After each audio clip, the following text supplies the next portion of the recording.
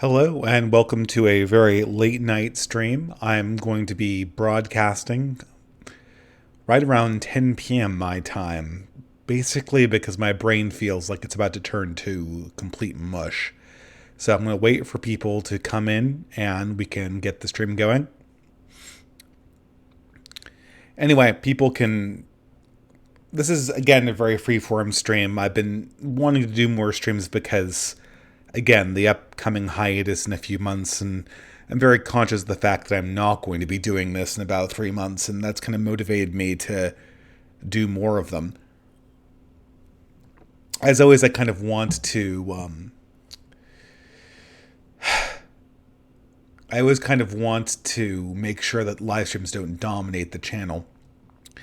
But if people can tell me whether this sounds good, that would help. There always seems to be problems with OBS, but I'm seeing everything go through, so I'm going to assume things are more or less going to plan.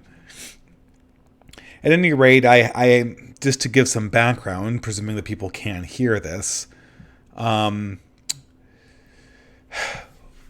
Yeah. Today was more or less spent at an academic conference, and because at my work, I am the one expert. So I'm essentially a PhD expert that's brought on to provide expertise in that one area, but the rest of the field they're all domain experts in a science that I don't have a really very strong background in, or a large understanding of the domain politics. And so I had to attend a conference for about 8 hours that was on the subject that I did not study.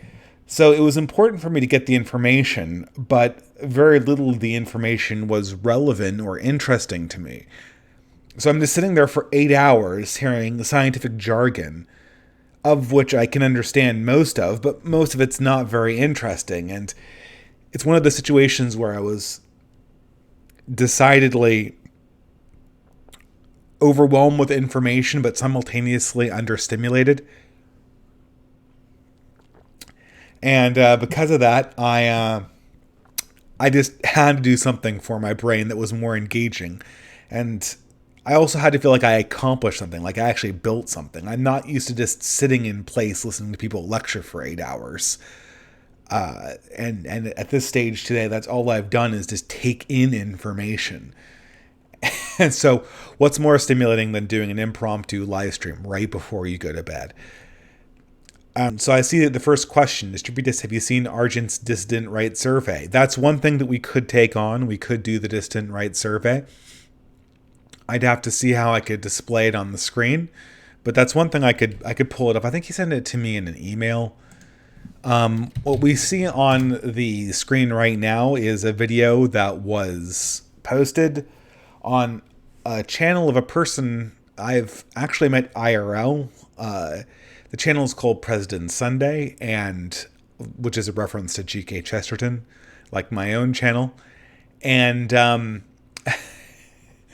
well, we've been having some misunderstandings online, to say the least. But he posted a critique of academic agents. Criticism of integrationist policies in the 60s. I'm not so sure how much I want to take on a video about race. I think getting this channel banned at this stage would be the YouTube equivalent of the cop who gets killed the day before he's set to retire. But it might be the most interesting video. We'd have to see.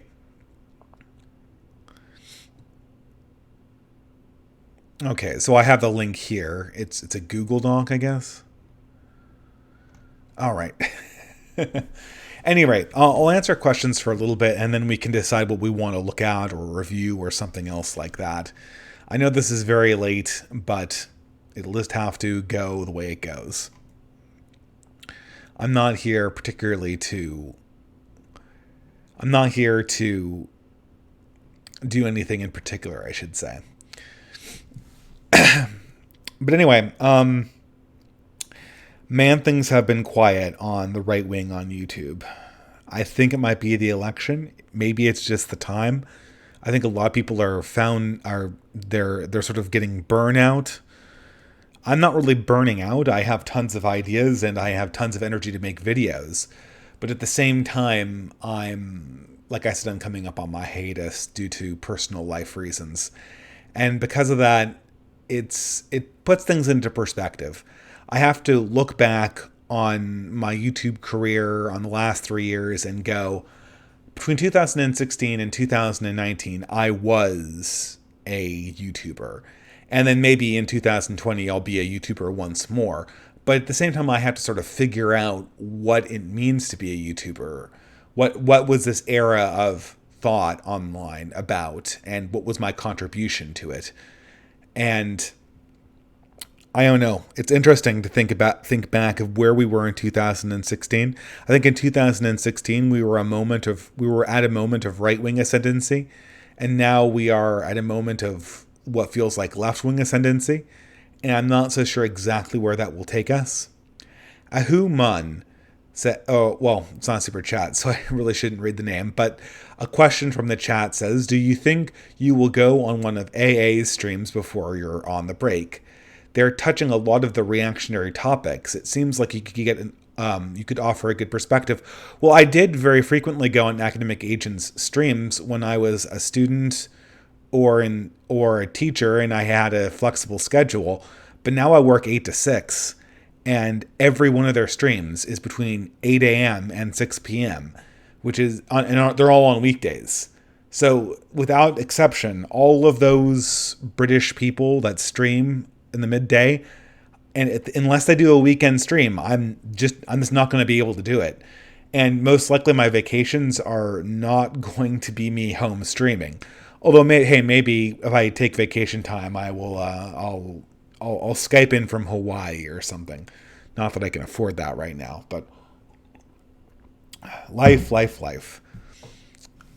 Random question, but have you heard of the Urantia book? No, I don't know what Urantia is. You'll have to specify that.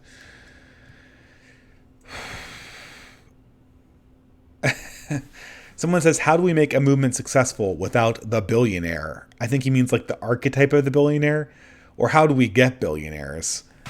I think that there are movements that are successful without just having people dump money on them. I mean, has anarcho-communism ever had like a billionaire just dump money on them? They're still popular. They're not popular, but they still were a somewhat successful movement. How often do you meet locally, and does it always end up being about church doctrine? Curious about real-life counter-progressive dynamics. I'm working on that, people. I have a few friends that I meet up with who are reactionary. I never seem to get them together. They're sort of the religious crowd, and then they're sort of like the neo-reactionary technologist, Mencius Moldbug, Nicklandian people. And they're kind of like cattle and sheep. They don't mix very well, not surprisingly. Ideally, I'd like to develop a speaker circuit, but again, this kind of in real life stuff is hard. I have a number of things that I do with people, and I really enjoy it. And I know some of them are conservative or reactionary. I certainly have a bunch of things I do with Catholics. The Catholic community here isn't as strong as it was in Seattle. Again, it's not very surprising. This is a much smaller community. It's not like a major metropolitan area where even in the side of, some big gay mecca, you still have enough weird reactionary conservative Catholics to make yourself feel at home in a sub-community. But there are people. In some senses, places like the worst of both possible worlds. It doesn't have the size to really necessitate that there'll be people who are radically right-wing, but at the same time, it's still super progressive. But I still enjoy it. I mean, there are good people here. Anyway, yeah, I guess I'm just sort of taking stock of the situation in my own mind, trying to make things add up and make sense. It's interesting. It really is interesting. And I'm kind of trying to figure out, I think everyone's trying to do this, where it's all going. Maybe Argent Templar's dissident right survey would be a good place to start with that.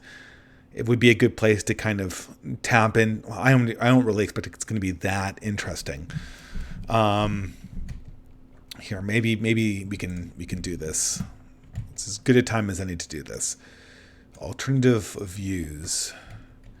Does that appear on the screen? Yes, it does. Okay. Well, let's just do this. I am male. Yes. I'm in my 30s. Yes. Oh, well, I don't know. I think I was on the cusp of that category, but who cares? Early 30s or mid 30s? I do feel old. Well, that's not hard. I'm Roman Catholic. And by the way, guys, feel free to add super chats or to add suggestions about what you want me to talk about, because this is a pretty laid back stream and I have no problem going over anything related to the stage. It's more or less just to engage my brain on some productive question. So if you want to hear this, should be just hold forth on some topic. Presuming I know anything about it. If you ask me about a random book and I never read the book, I'm not so sure that's really going to go anywhere.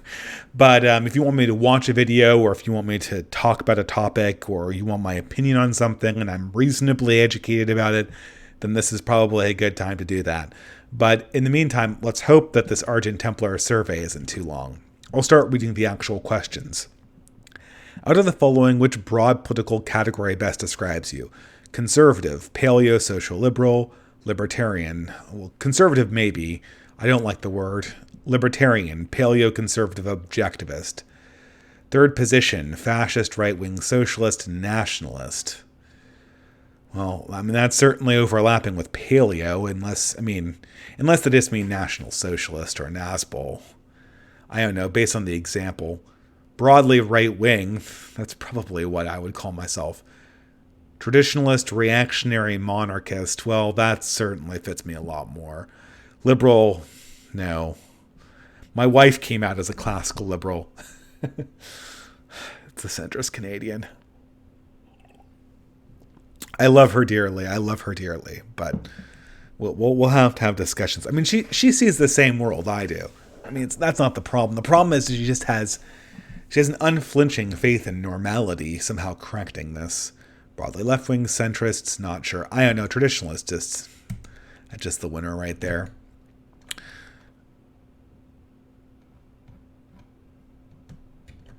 Okay, out of the following, which best describes your ideal economy?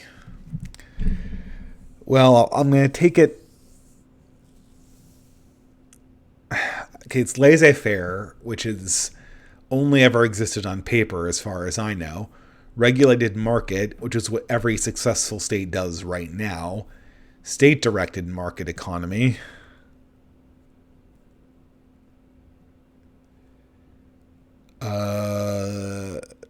Okay, that sounds... I don't know. I don't want state-directed market economy. That sounds scary. Centrally planned or command economy, which to my mind has never existed. Religious or traditional economy, distributism, Sharia, corporatist, post-industrial. I mean, in a lot of ways, these questions say more about the asker than they do about me. I mean, I'd like to incorporate distributist principles into a market economy, but I look at building government like I look at engineering. It's an incremental process. Saying that I want a traditional economy makes it sound like I want to go back to a barter system, but it is closer to what I'm aiming for, even though I understand it to be on its face kind of stupid. So I'm just going to put this down because it's more aspirational than realistic. Okay, and by the way, for people who came in late, this is Argent Templar's alternative political views survey.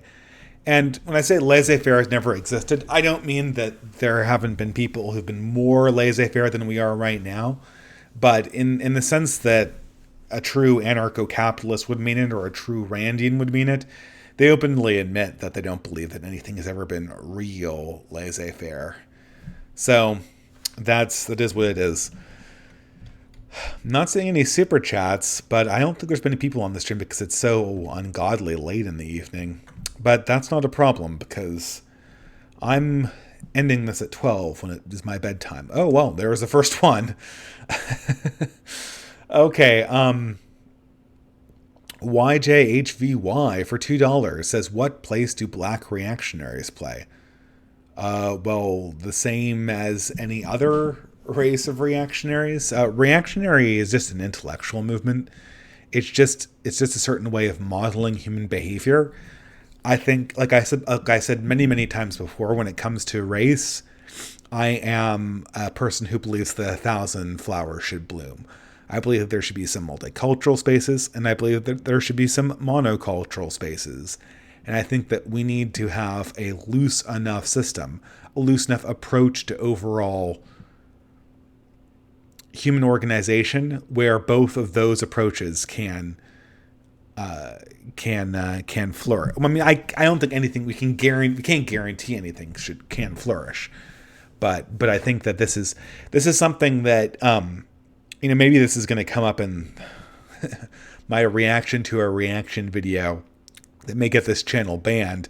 There are many things that are admirable about the African American community. I assume you're African American, and there are many things admirable about African culture. I think at the time being, Africans have really suffered under modernity because they seem to be like that kid in school who always is the first to catch every new bug and then the last to shake it off. Their immune systems seem to be not as developed against some of these problems. So, for instance, the illegitimacy crisis in America seems to be overtaking the white community very, very slowly, as is welfare abuse. But it took the African American community right away. So, in many ways, reactionary ideas about human social organization might be more beneficial to the African American community if we can come up with rules about how to insulate oneself from, from the corrosive aspects of modern anti-culture. So I don't know if that answered your question, but I assume we'll be talking about this at some point. The Renegade of Funk for 1,000 yen. Thank you very much. Howdy from Tokyo. We should talk about narrative sometime. Down to hop on the stream whenever. Cheers. Well, I'm not so sure this stream would be appropriate because of the fact that I am super passive right now. You could probably stick a pin through my hand and I wouldn't really react to it so much, but there's no way I'm going to go to sleep in this condition. I feel like my brain's just been massaged by watching 16 hours of daytime television. So this is more or less my me trying to do something relatively stimulating before I knock off for the night. Wait, we're going to be doing civic nationalism? What does civic nationalism mean? Is civic nationalism just any nationalism that's not race obsessed? I mean, I don't know if you want to create... I mean, nationalism is usually organized around some ethnicity, at least implicitly, but usually they allow for other peoples to live in relative legal egalitarianism inside their societies, as long as certain controls about power relationships are set up. That seems to be the norm most of the time after 1700. I don't understand why that wouldn't be more the model than either Richard Spencer were obsessed with race, or we just want Republican style multiculturalism. I mean, and that's sort of what the two sides of this ridiculous debate are organized to force you into. It just seems like it just seems stupid to me. I mean, let's talk about what actually is going on, and then maybe we can make some progress. I mean, I don't want to create a rule system that's necessarily universal about who organizes or associates with who. If Africans want to create a community that's only African, I'm fine with them excluding me. I don't have to be everywhere. I don't have to be able to get into anywhere. I mean, I think it's a sort of misnomer of late modernity that if you are excluded from anything, then that is just an assault on your personhood. I don't know where to start. Samurai Squirrel for $2. Are you a monarchist? Well, I would say I'm someone who sees the advantages of monarchism, and I'm attracted to some of its aesthetics.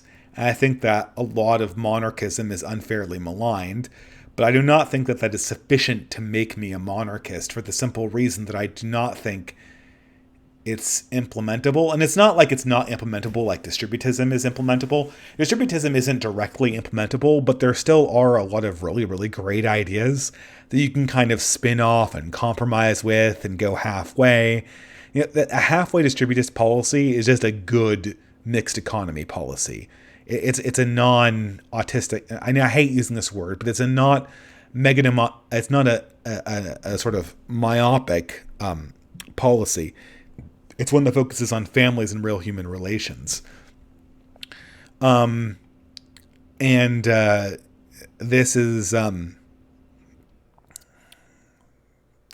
pardon me, one there for a moment.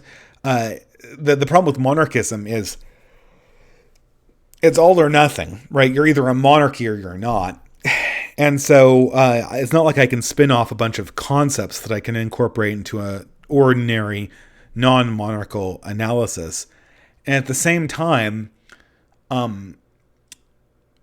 there's no way to get to the full deal. There's no way to get to the full Monty of monarchism.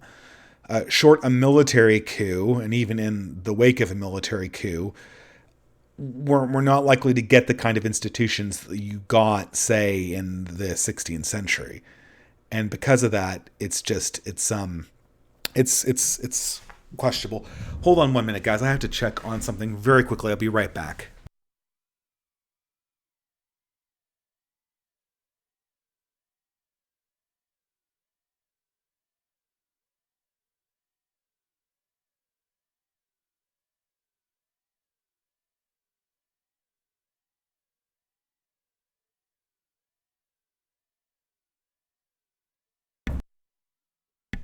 Sorry about that.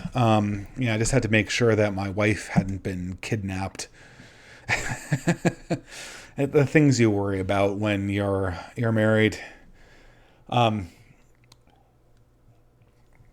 it's like one of the lowest crime areas in the state, but woman walks out at night, and you immediately imagine people. Never mind. I'll get off the topic of. I'll get off the topic of things going on around this place ambiently that might lead to scary places. YJHVY for $2. I'm Haitian American, second generation. Well, I mean that's Haiti has. Well, I mean that's a very. There's a lot of amazing culture that comes from Haiti. I'm not going to say there aren't huge problems or that I understand really what the solution to those problems is. I'd like to say it's in embracing Catholicism because I feel in many ways that the neighboring Catholic Dominican Republic is much more based, so to speak. Although I'm not, there's so many other things going on in Haiti that there's just some places you have to admit that your expertise runs out, and what to do with Haiti is a very, very good example of that. It's a difficult, I guess, from a purely selfish point of view, or not selfish, but a one that's directly responsible to my own descendants. I'm not particularly interested in having America manage that or have responsibility for that. Although I would like to help Haitians improve in any way that I can, because I think it's incumbent upon, and I know Haiti is largely Catholic, but I do believe it's sort of tainted with other heretical forms of Christianity. Do you believe ethnocentrism is a human right? Ethnocentrism is a human quality. I don't know. I mean, it's like saying, is anger a human right? I guess. Not everything you do in anger is going to be a human right. It's a quality that humans possess, to be sure. So for 40 rubles, says Fahrenheit 041, what Mencius Moldbug ideas do you think are bad? Well, his plan, I mean, this is the question. How serious is Moldbug about calling a bankruptcy operation on the American government? I mean, the practicality of half the things he mentions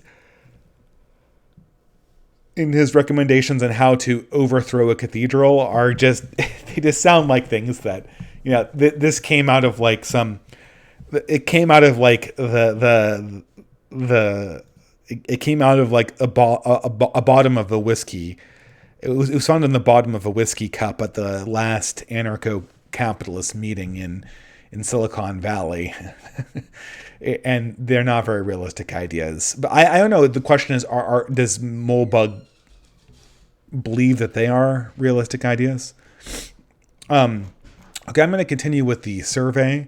Thank you very much for your contribution, guys. I always appreciate it. I'll check back to see if I have other super chats when I get a little bit further on in the survey. And obviously, I'll check to see if I missed any later on in the stream. How hopeful are you regarding the future?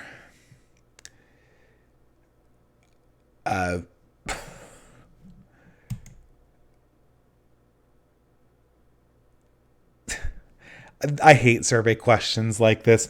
I hate the survey question too when you go to the doctor's office that says like, on a scale from 1 to 10, 1 being no pain and 10 being the worst pain imaginable, how much pain are you in right now?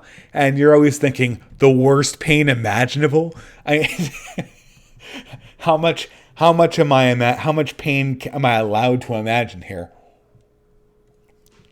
Strapped to a wheel on the 8th circle of hell being whipped by chaos demons. Yeah, I don't think my fractured foot really measures up very well on that scale.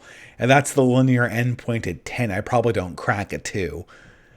But they've done improvements on these relative scales. They've actually given you examples at each level, which is much, much better. But this thing right here is a big helping of that. I'll say somewhat hopeful. I mean, you can't not have hope. To despair is not a Christian virtue. Which is your favorite architectural style? Neoclassical, Neo-Byzantine, Neo-Gothic, Baroque, Renaissance, Tudor, modern, postmodern, not sure. I'm a fan of Renaissance, Baroque, Rococo. Gothic is nice, and I have my fans of... I mean, this is the thing. Art Deco, International, Futurism. I mean, if you like one of these things, you probably hate the other ones, right? But because we're saying favorite, like if I had to have one style for all buildings, it probably would be some early Baroque, late Renaissance stuff. I'm quite fond of that. Okay, accelerationism is the idea that negative economic or societal forces should be supported and sped up. And this is I'll read the question first. As a way to create conditions for radical change, what is your position regarding accelerationism? Now, before I even read these options, I'm glad this is defined because it's oftentimes confused. I think things are accelerating. I do not believe that reactionaries or any rightly guided Christian person should support some negative bad effect. We should be prepared for those negative bad effects. And I guess we should hope that if everything is disintegrating, the things that are worse disintegrate before the things that are better in society. Because if you say that our society is falling apart, what do you want to have dissolve first? The Catholic Church or Planned Parenthood? Well, I hope the Planned Parenthood dissolves first. Does that mean I'm accelerationist? Well, I guess I don't know. Is that a bad outcome? Maybe that's not even accelerationism. But being prepared for acceleration is good. Trying to be the one that does not disintegrate is good when your enemies do. Actively helping the disintegration of society, like Batman, just like the movie Batman Begins or The Dark Knight Rises, Society of Shadows, where you're literally taking down the society through a clandestine conspiracy. That's bullshit. It will never work, and it's massively immoral. So here are the options. The current situation is salvageable, and accelerationism is unnecessary. The situation is unsalvageable, but acceleration is immoral and will not make things better. The current situation is unsalvageable, and acceleration is a moral and effective way of addressing it. Well, I have quibbles about how these are phrased, but the closest one is that the situation is unsalvageable, but acceleration is immoral and will not make things better. That's the closest. I don't think that anything is ever unsalvageable, but it's looking no. It's not looking like it's not looking good from a Las Vegas Monte Carlo point of view at this point.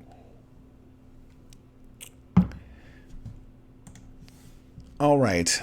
With regards to freedom of speech, your opinion is freedom of speech is an unalienable human right that must not be infringed. Freedom of speech is a generally good thing, but there are limits. Freedom of speech is a means to an end, but not an end to itself. Freedom of speech needs to be restricted to a greater extent. Freedom of speech is tied to property rights.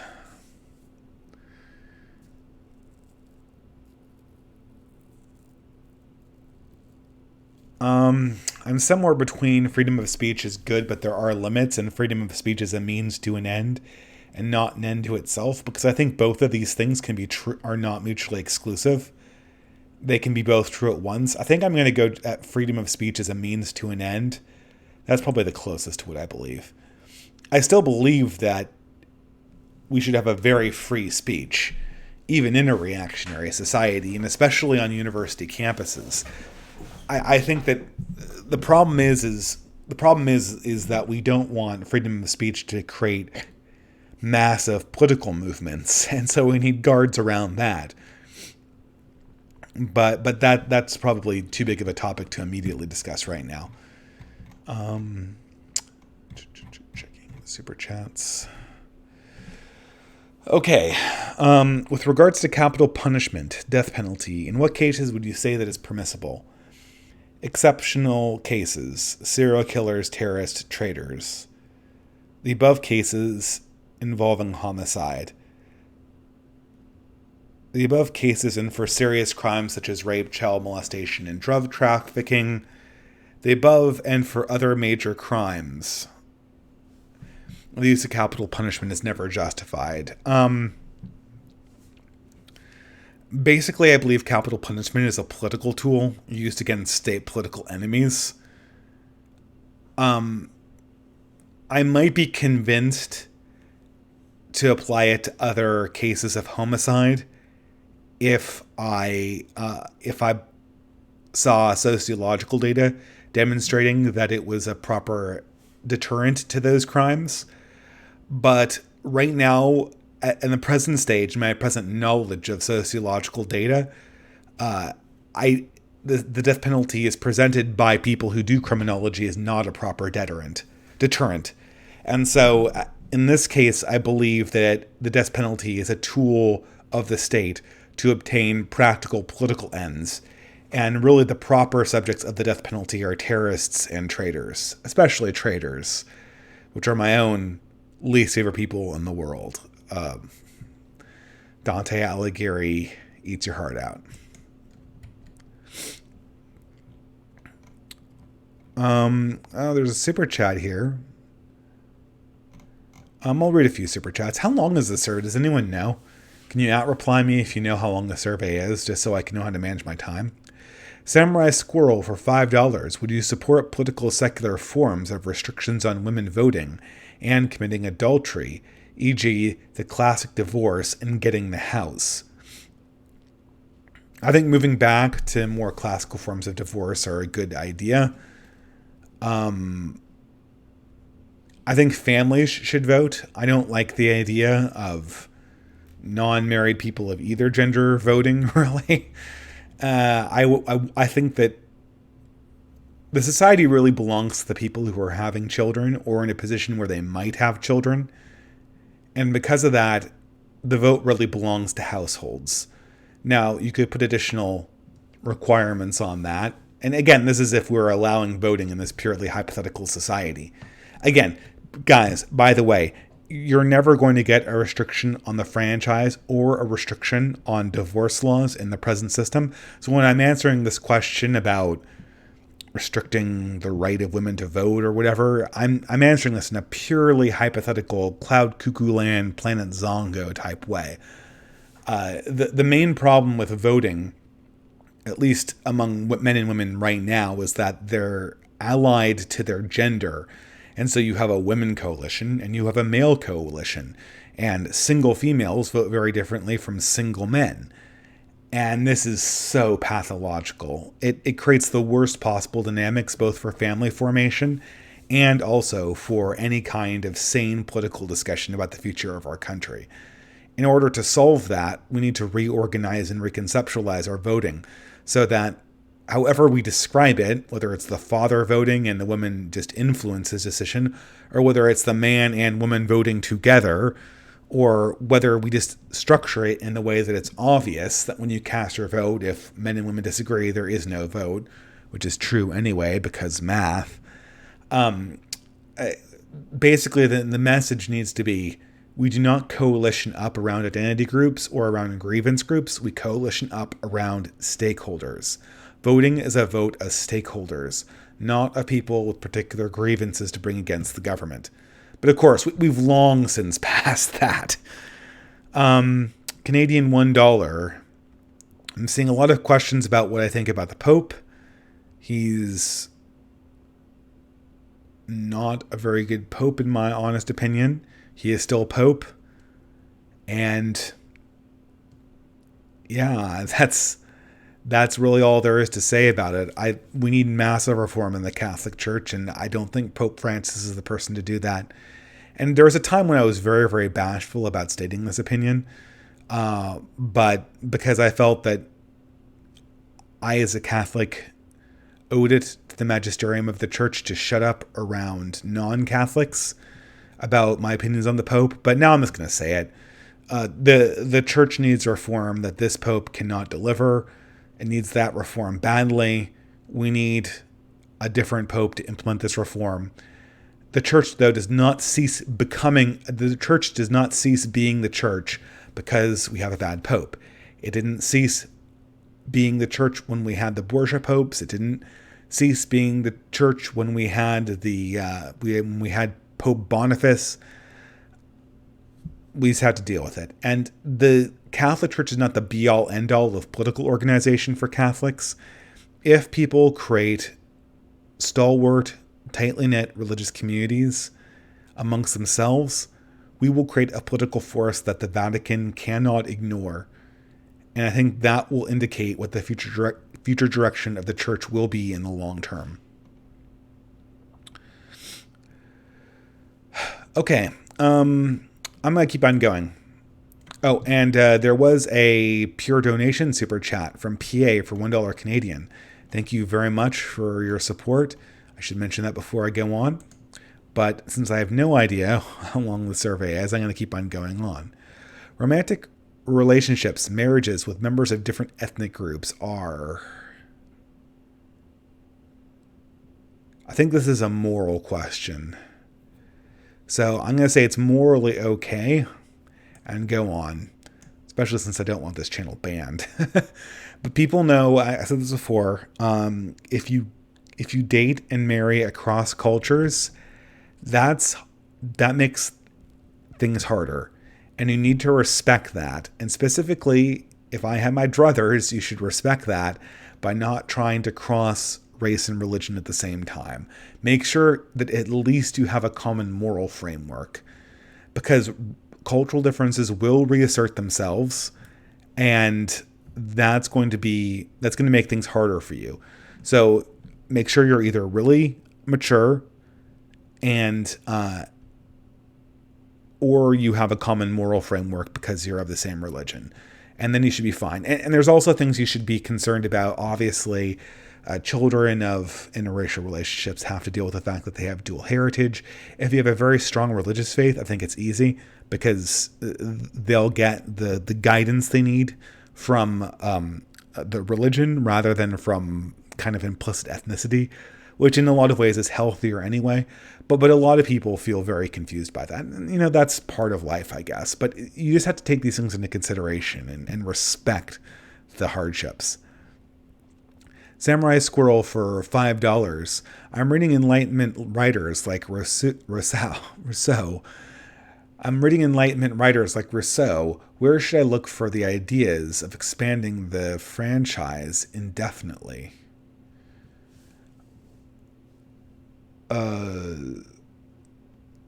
I don't know if anyone's ever written like a treatise on that. I mean, I don't know. I guess I would assume it's from people in the 19th century, like John Stuart Mill or someone like that, who would make a strong case for out and out popular sovereignty. But nothing's really coming to mind right now. I'm sure people of the early Enlightenment believed voting with some restrictions, but I can't immediately think of some great thinker who was like, no, everyone should vote, no holds bar. Yeah, I'm sorry. I wish I could offer more on that, but thank you for your contribution. $5 Canadian. What do you think of Catholic nations like Poland, which hold open debate discussions on live television on politics? Totally red-pilled, in my honest opinion. I mean, I think that nations like Poland and Austria and Hungary are hopefully the future of Europe. Poland hasn't seemed to have solved its fundamental birth rate problem, and without solutions for that, the progressive cathedral believes with some justification that it's just a matter of time until they overwhelm Poland's defenses and get to do to them the same thing they've done to every other Western country. And you can see this with the gay rights movement and abortion movements there. They did this to Ireland, and they think they can do this to Poland, and maybe. But I don't. I definitely admire those Central European countries. I just think that we have to start thinking beyond just plain nationalism. Like, this country is the least degenerated of all the countries we have in the globe currently. Therefore, this is the good country. We put all of our faith in this country. And have you heard about Poland or Hungary or any of this? That's not what we need to sell. We need to sell this community is 100% our ideology, and we're making a movement for this kind of societal organization. I think that more ideological focus is where we should be going. But with that, and to yawn, I'm going to go on and continue answering questions. Please choose one of the following, even if none of the options align exactly with your opinion. Choose the one that best represents it. Sex between consenting adults is acceptable and moral in almost all cases, even if the couple is unmarried. Acceptable and moral only in the context of a committed relationship, even if the couple is unmarried. Acceptable and moral only between a married couple. Well, that's my default choice. Acceptable and moral only between a married couple, provided that no form of birth control is used. Well, I mean, that's a big step down, but technically it's this one.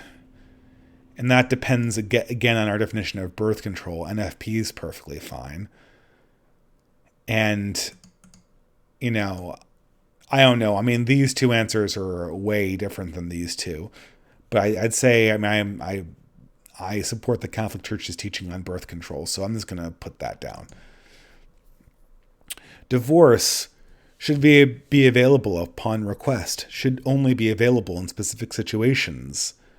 Divorce is never permissible. Other. Well, again,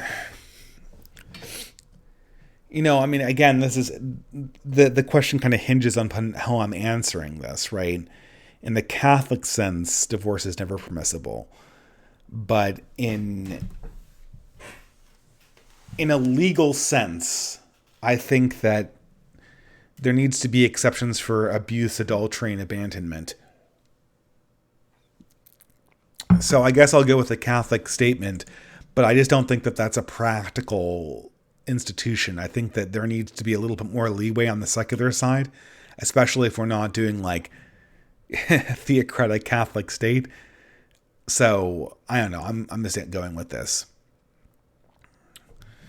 I wonder if there's going to be a question on how much I like anime in this. Please choose one of the below, even if none of the options align exactly with your opinion. Select the one that most. Select the one that. Pardon me, guys. Select the one that best represents it. Pornography depicting consenting adults should be completely legal. Legal to produce, but publicly display is restricted. Illegal to produce and distribute, but legal for private consumption. Are legal to produce, distribute, or possess in private consumption. This is my preferred legal regime.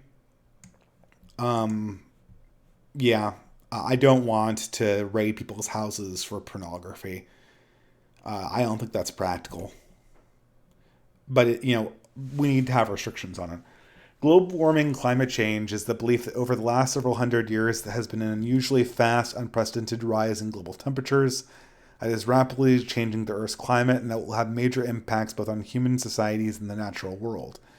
Do you believe that global warming slash climate change is real and predominantly caused by humans, real and primarily caused by natural process, real and is caused about equally by humans and nature? To be honest, I believe that this one's true. The Earth's climate's always changing, but the certain degree and potential damage has been exaggerated. Well, this is not mutually exclusive with either this one or this one. The Earth is actually cooling. I don't know. I'm just gonna pick the middle one. I mean, this is a nuanced question. I don't think that. So basically, I believe that the warming we're seeing is to a large degree caused by humans, but its overall impacts are exaggerated, and the feasibility of the solutions that are being proposed now or at any time in the next 100 years, which is again the time frame for this decision, is insanely exaggerated, and no one's even entertaining anything that would really work.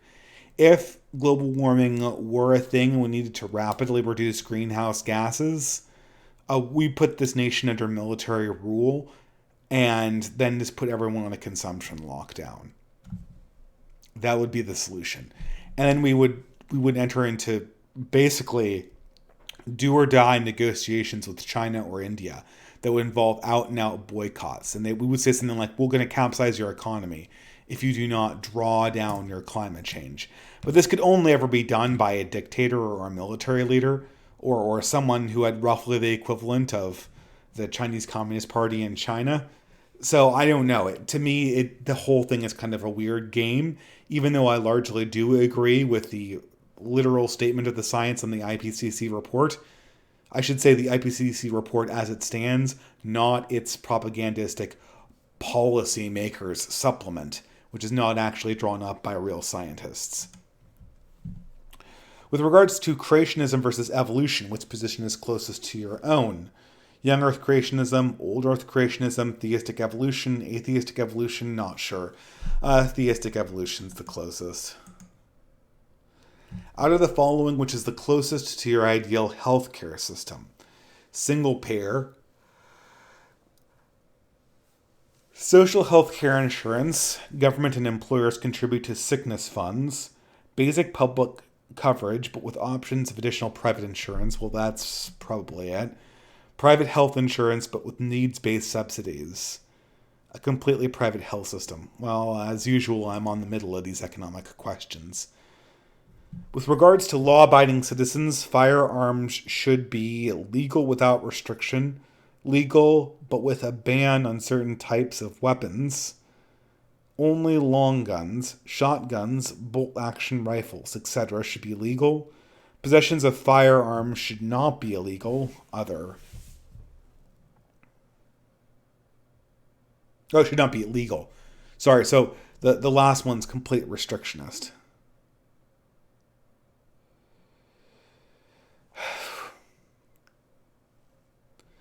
I mean, again, it's a closeness thing. I think that it should be more or less legal without restrictions. But I understand that things like miniguns need to be controlled by the government. because otherwise they'll be used for domestic terrorist purposes. And if we take that tool away from the government, we're asking for a huge number of problems.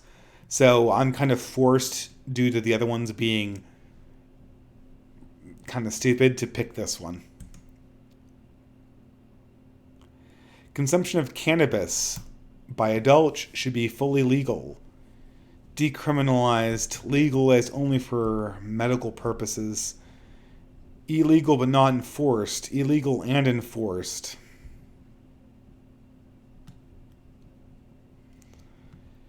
Well, this is interesting. Marijuana as a cultural force is hugely pathological. But I'm not so sure that the government is the right way to fight it. Maybe that's sort of like, that's very boomer of me to say. My boomer libertarianism is sort of reasserting itself right now. I'll just say fully legal. One question can be chosen for the fully libertarian in me. The boomer libertarian just forced me to pick this. I just don't care about this issue. It's so low on the totem pole.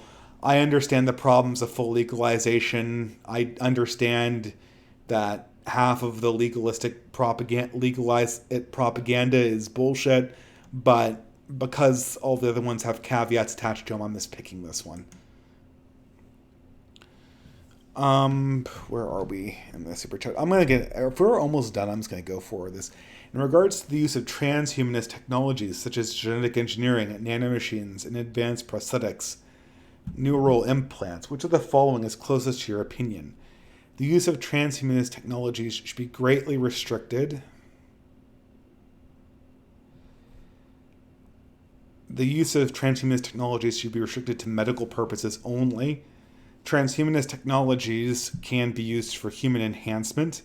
The use of transhumanist technologies should have few restrictions. The use of transhumanist technologies should be actively promoted. I'm somewhere between 1 and 2. I'm going to choose 2 just because I think the real question here is we're going to have to define a limit of use. The limit of use is going to have to be medical in origin. Anything that's not restricted, and we define transhumanism as like AI, genetic engineering, nanotechnologies, you could have a human-destroying, pathologically uncontrolled technological force before you even know it. So you better restrict the stuff in some sense, or the human race is toast. And I don't mean toast, they're going to get replaced with like super cool cyborgs. I mean toast as in we're probably going to be disintegrated by gray goo or some super genetically engineered super virus that destroys all life larger than bacteria. Not a fun kind of apocalypse. So yeah, somewhere between 1 and 2. And I understand, care for a community is going to have to come down to making sure that the community has good genetic health. But I think that can be accomplished through natural means, as has been accomplished in the past through natural means. And so, it's like natural family planning. I mean, it just, the thing is, being a moral person already saves you from collective degeneration if it's done properly. And all of these things, they're like birth control. They have got a number of unforeseen consequences, and they're provided as a band-aid for a cultural problem that should be confronted directly. And just like birth control, it's going to have way more. And when they first introduced birth control, they were saying, well, this is just a better form of natural family planning. The only people who are going to use birth control are people who are going to have sex anyway. And wouldn't you rather have them do this than have an abortion? And all those things, if you perceive them in isolation, would be reasons to unrestrict birth control. But lo and behold, that's not what actually happened. And the same thing is true for this stuff. I'm not saying you can't say, oh, well, would you rather have this or people who can't, they're so stupid they can't operate motor vehicles because the human IQ is dropping so low collectively? Well, it wasn't in 1900. We didn't have this technology. It's a cultural problem. It's a moral problem. It's a spiritual problem. All of these ideas are going to create potentially extinction level unforeseen consequences if we're not careful about them. So which of the following best describes your primary racial ethnic background? White. Well, yeah. Is my 3 to 5% Jewishness going to force me to pick Ashkenazi? No. The 70% German wins out in that contest. Although who would win? No, I'm not going there. Have you ever suffered from or been diagnosed with any of the following? Autism? No. Anxiety or depression? Big yes. Learning disability? No. Bipolar disorder? No. Substance abuse? No. Schizophrenia? No. Personality disorder? No. Borderline personality disorder? No. Okay, that's very easy. Yes, I had depression and panic attacks, like it seems every other millennial has had. Man, they suck.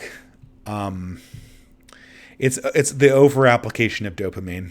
That's what it is. Dopamine poisoning and just not enough serotonin. And I think if we were in more stable political environments, a lot of that stuff would be confronted. We wouldn't have to worry about that. Which of the following best describes your current employment situation? I am employed full-time. No ands, if, or buts about that. Boy, was I ever 8 hours of lectures. Ugh. I mean, it was fun. Some of it's very useful. I got a bunch of business cards. They'll be useful for learning. But there was nothing to engage the mind with. There was nothing I could produce. It was just intaking information, 90% of which I couldn't quite link into and engage with. Maybe I should just force myself to take notes. That might actually be a lot better. Which describes your educational level? High school, graduate high school, technical school, post-secondary, postgraduate. I have a PhD. For my sins, I have a PhD. What geographic region do you come from or live in? North America, Latin America? Well, this is North America. Oop. Oh, well, there you go. Okay, so that is the survey done. I thought it would be a lot longer than that. Let's go take a look at the super chats, and then we can maybe watch a video if you guys want. Maybe you can just have me answer questions if that would be more fun. I'm not so sure if I really have it in me to watch President Sunday's thing, but I don't know. I had a big DM fight with him, and I didn't understand anything of what he was trying to get at. Apparently my cursor shows up regardless of if I'm actually on that page or not. Okay.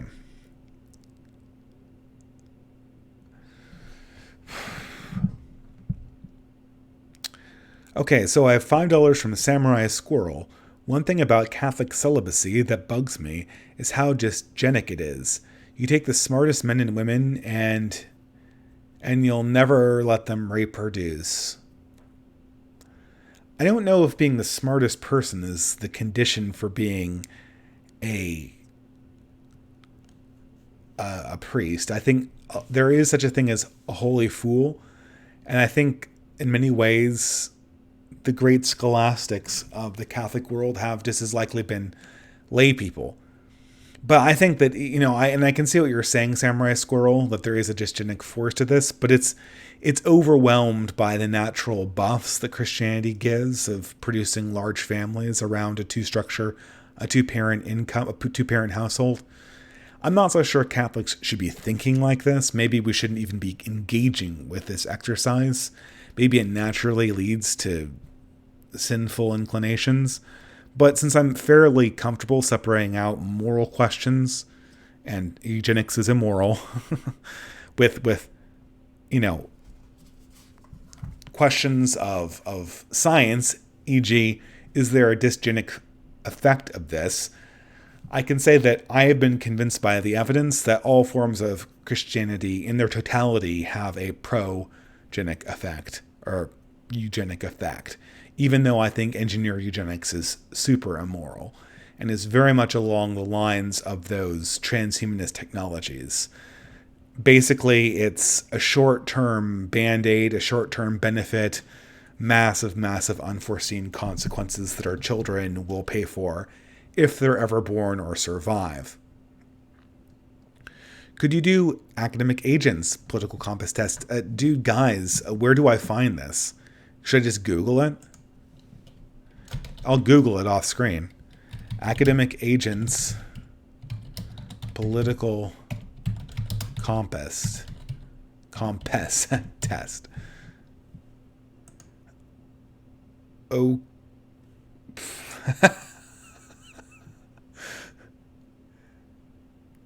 Oh my God. I'm gonna share this here. Hold on. Because it looks like it. The first thing I got when I put this into the oops, sorry about that, guys. The first thing I got when I put this into the screen was an IMDb entry. The Academic Agent, a brand new political title. Do YouTube videos have IMDb pages? Maybe I can just look this up on YouTube.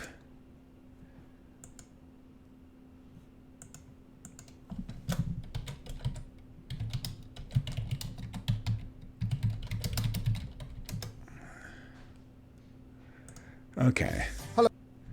Well, I don't know if I really want to let Academic Agent blather on, but here we go. Unpopular opinions .academy. It's an academy now. Whoa. Okay. So can you guys see this now? I guess I'm doing the full. So this is for £2. Modernity says, could you do Academic Agent's political compass test? Well, wish granted. Here I am. So this is as good a thing to do as any. I guess we'll have a full statement on the distributist's political views. Okay. Power and glory make people greater. So the first question on Academic Agent's political compass test is, power and glory make a people greater, whereas toleration makes a people weaker. I somewhat disagree with that. Social liberalism is a moral syphilis. I agree with that. Self-control is more important than letting it all hang out. Totally agree. There is no fundamental difference between men and women beyond how they're raised. Totally disagree with that. A woman should feel shame for sleeping around. We should all feel shame for our sins. A man should too.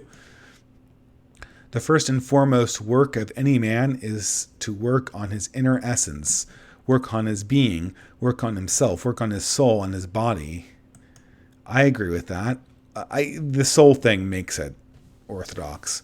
Human progress is an illusion. Somewhat agree. That depends on your definition on that one. Imagine all the people sharing all the world. I hope someday you will join us and see the world, and the world will be as one. I hate John Lennon's Imagine with a passion. I totally disagree. Culture is nothing without mythologies. I totally agree with that. Greedy businessmen should be made to pay a higher rate of tax. Yeah, I somewhat agree with that. The government should protect domestic industries from foreign competition. I somewhat agree with that. Or I also somewhat disagree. There's no neutral button on this thing. If only we had equality of opportunity, we'd see a much fairer distribution of material possessions. I totally disagree. And it's not even, I don't see what, there's a way I could interpret this generously, but the people who say this have given me no reason to interpret it generously. The differences between people are only cosmetic. Beneath that, everyone is equal. I totally disagree. People are not equal. It is natural that others will judge you. Totally agree. High culture stirs the soul, whereas low culture rots it. Yeah, I agree with that. We must strive to maximize the most desirable genes and to minimize the less desirable ones. I somewhat disagree with this because of the fact that we can't engineer this. It's unethical to engineer this outcome. But I understand that it's a concern. That I know it's a very complicated question. I disagree. We can't engineer these things. Things are much worse now than they were in the past. I somewhat agree. Technology is better. To best understand the events of a period, we need to uncover what people believed about themselves and the world. I totally agree. The market always provides a wider range of goods and services at more affordable price points than those provided by central government planning.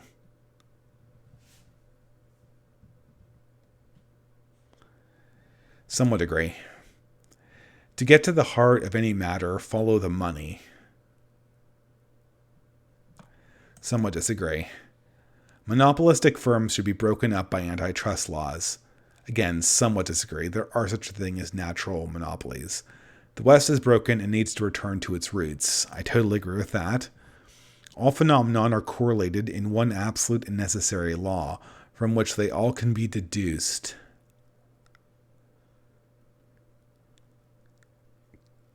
Kind of.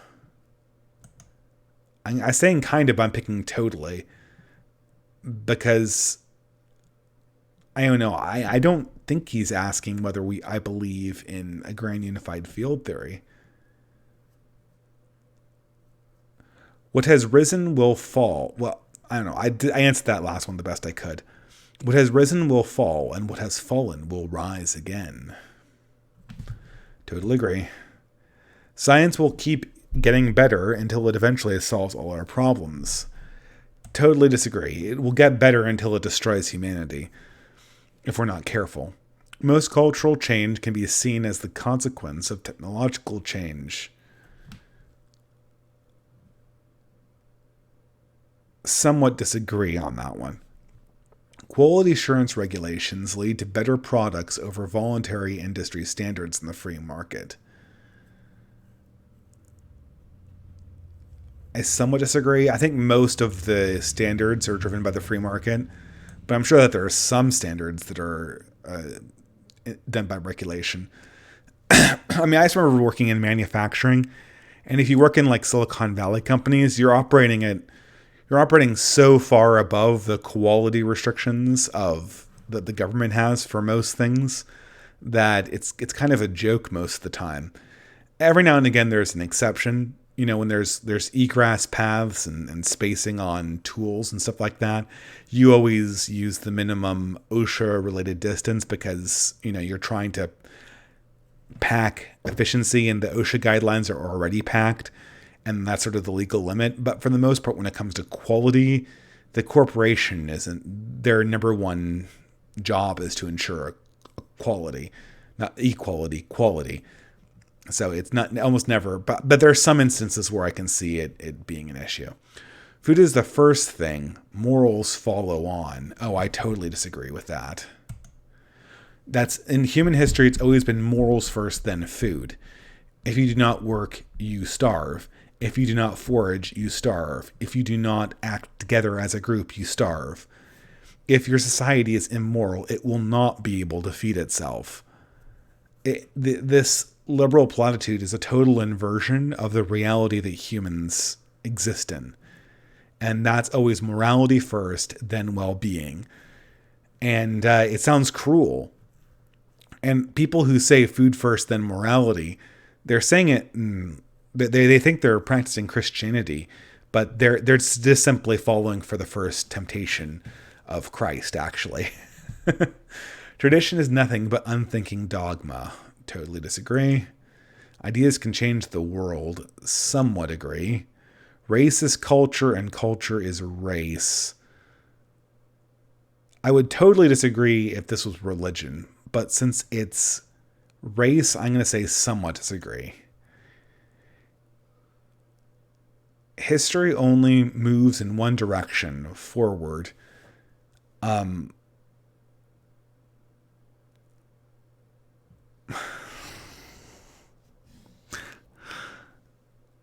mean, I know this is designed to tackle whether I believe in a cyclical form of history. And I do believe in a cyclical form of history. But it also has a forward direction. So I'm going to only put somewhat disagree here. A lack of personal hygiene reflects badly on a person's character. Somewhat agree. And I say that being fat myself.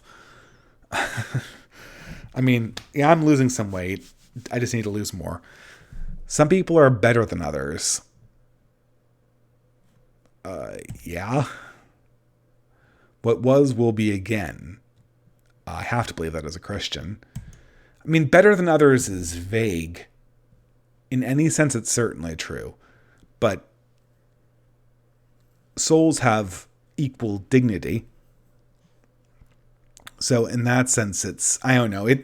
Some of these questions are a little bit vague, where I would agree with them totally in one dimension and disagree with them totally in a different one. So oftentimes, nuance is sort of the ultimate enemy for political quizzes. Give me a child until he is 7, and I will show you the foundations of the man.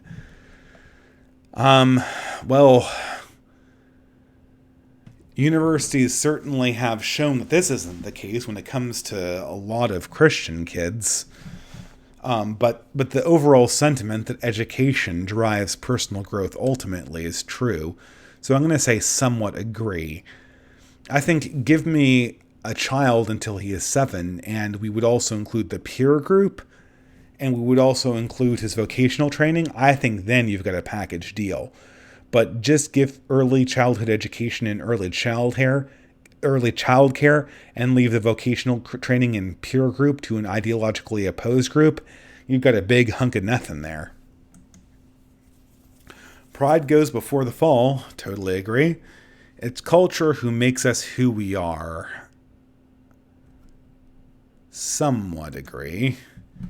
It's wrong to be envious of what others possess. Somewhat agree. I mean, it's wrong. Personal envy is wrong, but understanding the problems of an unequal society are not wrong. And I don't believe in an equal society by any extent, but there are certain limits. There are certain boundaries that have to be maintained before wealth becomes obscene and just totally pathological towards ordinary societal cohesion. Man is born free, but everywhere he is in chains. I will quote de Maistre. Sheep are born carnivores, but everywhere they eat grass. I totally disagree with this. History is struggle over ownership of the means of production. Somewhat disagree. Outside of the idiotic dialectic materialism, there's a way that you can interpret this question as being the statement, history is a struggle over power, and in some sense that's true. But in a spiritual sense, history is the struggle of man against God. I'll totally disagree with this. Inequality was born with the establishment of property rights. Totally disagree. Inequality existed before property rights, and that's historically demonstrable. You can tell how much money a person will earn just by looking at genes. Well, isn't this true? Like, you can get a correlation.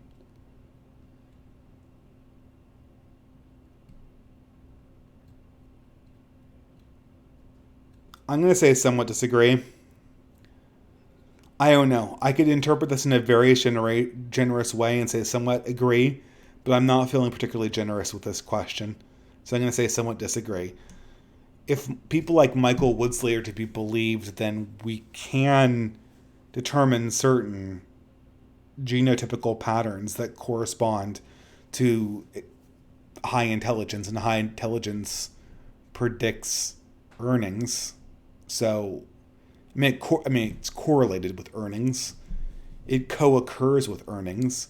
So in a statistical sense, you have that a little bit. Again, I'm not super up on the latest science, but that's my understanding of it.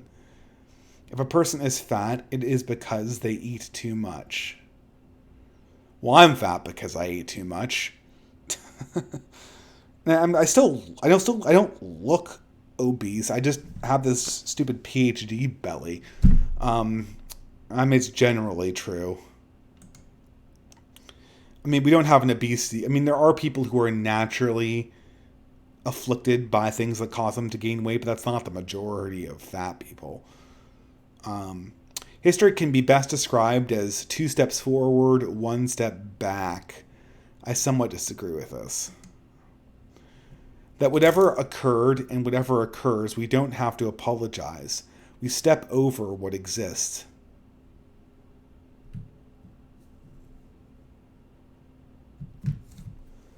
I have no idea what to make of this question. Let me answer super chats and I'll return back to this thing. I need to take a break from this quiz. This is way more intense than Argent Templars. This is way more intense than Argent Templars. Oh, okay, where were we here? All right.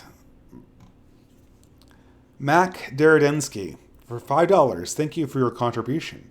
If you get anything more than 20% forced allocation, you're getting disowned. Also, I don't know how I became a moderator for streams. Oh, I made you a moderator because you said you wanted to give a link, and you can't. I will remove your moderator role if you want. You can ask for it back, but only moderators can post links in the stream. And you said you wanted to post a link to Academic Agent's quiz. I guess I found it without the link, but so anything. If you get anything more than 20% forced allocation, you get disowned. Forced allocation. Do you mean that if you have 20% of your income redistributed, you get dispossessed by any kind of redistribution scheme? Maybe you can clarify. I'll keep a lookout. Just at distributist.me and I'll try to correct that.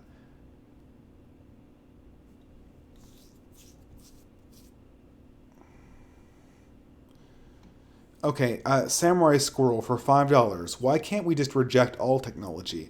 I don't see how to get societal agreement that X tech is good but Y is bad, or only some people can use Z.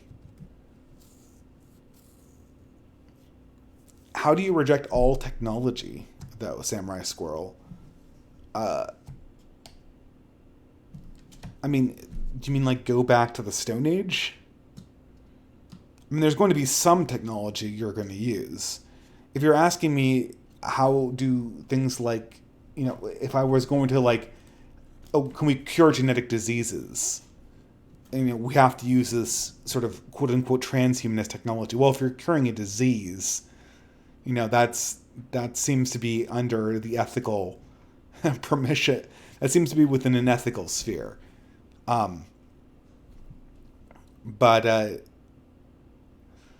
Someone says, thank you for what you're doing, Distributist. Oh, thank you very much. I think I've lost like 5 pounds. Well, no, it's not the diet. They're saying the live stream, but my mind's always on, I need to lose 10 more pounds. But anyway, yeah, I've got my little whiskey and water here. I'm drinking the whiskey my wife can't drink. She can't hear. She's gone to bed.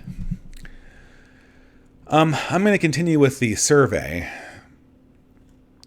Okay. That whatever... See, I see people saying things like, all of this will make sense at the end. And the thing is that a lot of these questions, I feel like that I'm giving moderate answers because I could interpret the question in many ways, but I strongly disagree in some sense, and I strongly agree in others. And so I think it's going to improperly portray me as a moderate. That whatever occurred and whatever occurs, we don't have to apologize. We step over what exists. This is a great example. Absolutely false on an individual scale. Absolutely true on a collective one. So is this collective or is this individual? Because I don't want people going like, oh, I murdered somebody. I'm a Superman. That doesn't really matter. But I don't want to do this ridiculous thing where, your great-great-great-grandfather owned slaves, so you can never feel proud in your heritage. That's stupid. So I'm going to say I somewhat agree with the proviso that this sounds like it's a collective thing, but with the knowledge that there might be some individual caveats. I know it's one of these things where the meaning is kind of obscured. In order to embrace the future, we must let the past go. Totally disagree. The past is prologue. And this is the other thing. We only know the past. So I hate this, and G.K. Chesterton hated this too. I hate these people who say, if you explain the system you want by drawing reference to things that have gone before you, then you want to take us back. It's so irritating. You mean as opposed to allude to things that we've never seen before in human history? I mean, even Marxists allude to things that have come before in the past. They just go to prehistory and then hand wave their way into saying that, well, that was a total egalitarian society when we were killing each other with spears and had tribal warfare. Yeah, I'm sure. That's why all hunter and gatherers are totally look like anarchist collectives. Everyone has the right to be provided the basic provisions of life, such as food and shelter. I somewhat agree with this. I always get the sense that I'm signing a devil's bargain. Okay. Wow, I'm a moderate. Who knew? I can't see half of this graph.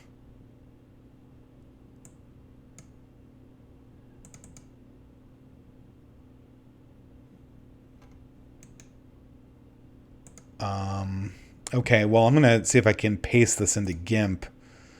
GNU, General Image Manipulation Program. And maybe I'll see the other side of this. In the meantime, I'll try to answer questions as best I can. Okay. Oh, no, it's still cut off?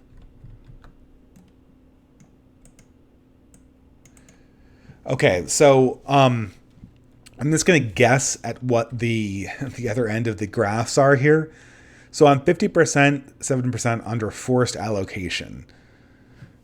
I assume the other one's free market. Yeah, I'm a mixed economy type person. I am 20% egalitarian, 80% hierarchical. I'm 50-50 blank slate versus biological. I take that as a compliment. You know, modern bullshit aside, that's probably what the reality more or less is. You know, I mean, I think all humans intuitively know that it's nature and nurture. And I think most people they claim to be biological determinists just because the blank slaters are so irritating, they want to countersignal them. So I'm more of an idealist than I am a materialist. That makes sense. I am mostly cyclical with a little bit of linear. That also makes sense because I believe that history is a combination of linear and cyclical effects. I tend to emphasize the cyclical because we're currently being ruled by people who think that history has no cyclical components to it whatsoever, which I think is ridiculous. So I'm liberal. I'm 13% libertine versus 87% Puritan. That makes sense. And I'm 0% modernist to 100% traditionalist. Okay, well, that's good enough. I'm satisfied. It's, it's not. Oh, yeah, I think I guessed them all correctly, didn't I? But thank you, Red Eyes. I see the corrections there.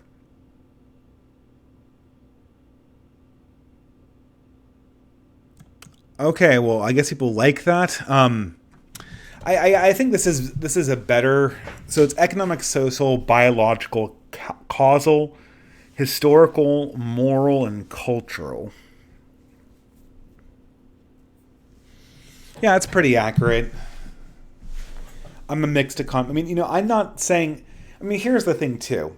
I understand that academic agents probably 100% free market economics.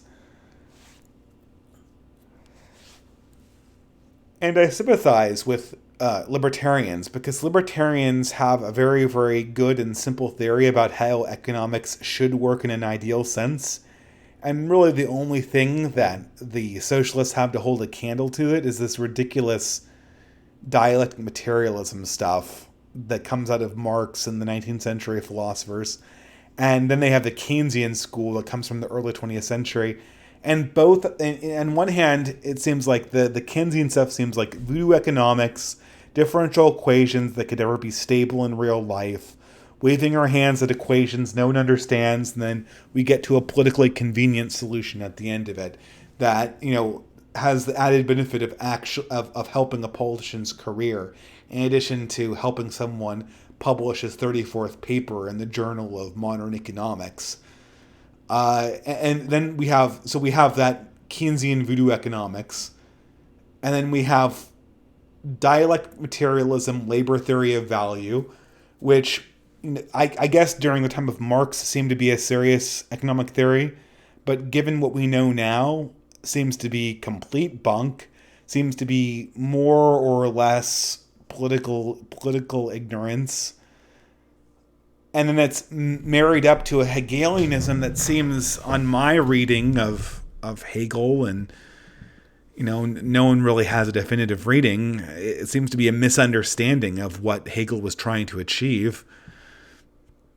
And it seems like progressive economics is just bunk. Every time I look at it, it seems like they have the conclusions and they're trying to reason towards them in much more of a brutal fashion than any Christian apologist, any apologist of any stripe ever did. I don't know. And I get the sense that libertarians are actually taking an economic theory that they believe in and following where it leads, whereas progressives and communists are starting from an endpoint they like and trying to find an economic theory that will justify that endpoint, which is not how we do science, which is what economics should be. Emphasis on should, but it's not really economic. It's not really a science in any meaningful sense. All right. Any more questions or super chats?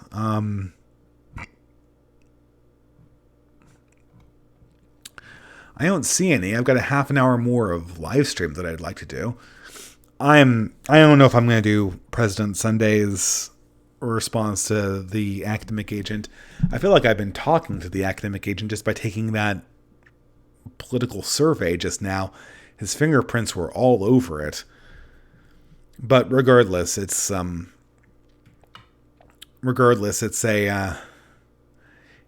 now.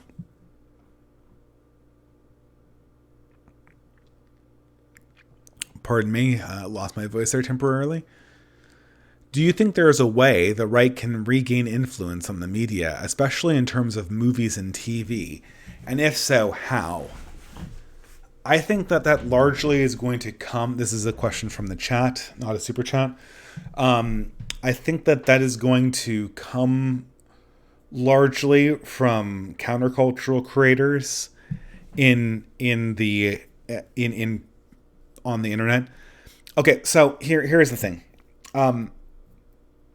Modern culture is very quickly devouring itself. It's becoming stale. It's becoming progressive. It's becoming not fun.